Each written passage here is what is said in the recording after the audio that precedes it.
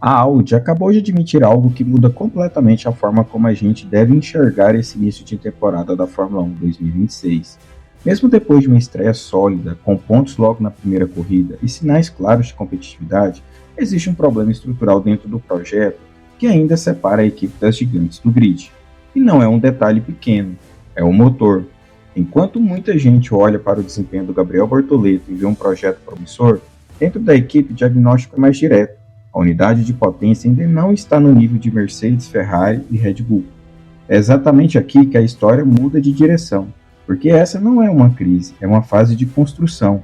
E a pergunta que começa a ganhar força dentro do paddock é simples. Se a Audi já consegue ser competitiva com o motor abaixo do ideal, o que acontece quando esse motor chegar no nível dos líderes?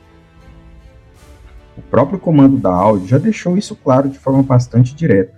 A equipe reconhece que ainda existe uma diferença em relação aos principais fabricantes quando o assunto é unidade de potência, e isso não é exatamente uma surpresa quando olhamos o contexto da Fórmula 1 atual.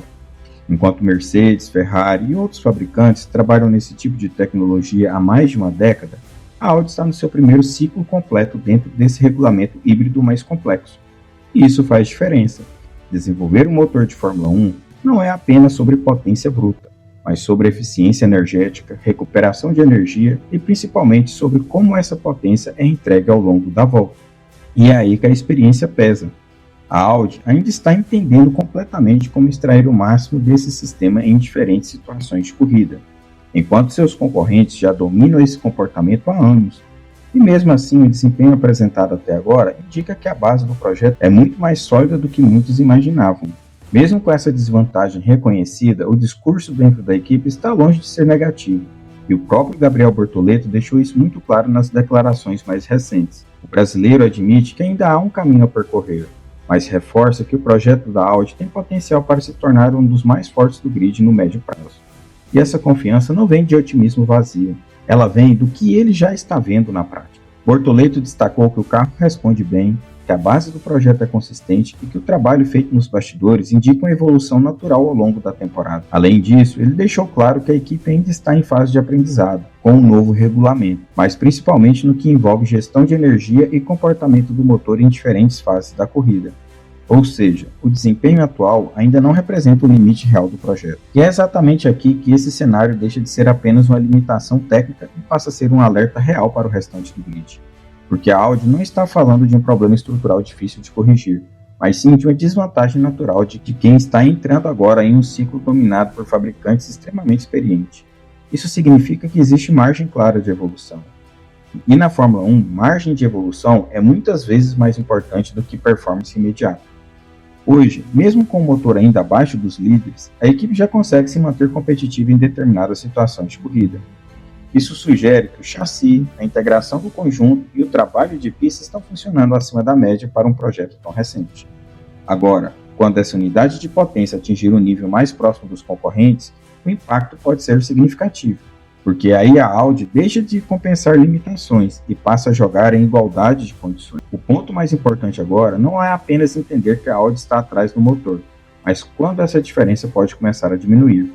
Isso está diretamente ligado ao regulamento de 2026. Diferente de ciclos anteriores, onde os motores ficavam praticamente congelados por longos períodos, o novo conjunto de regras permite ajustes controlados ao longo da temporada, especialmente quando existe uma diferença significativa entre fabricantes.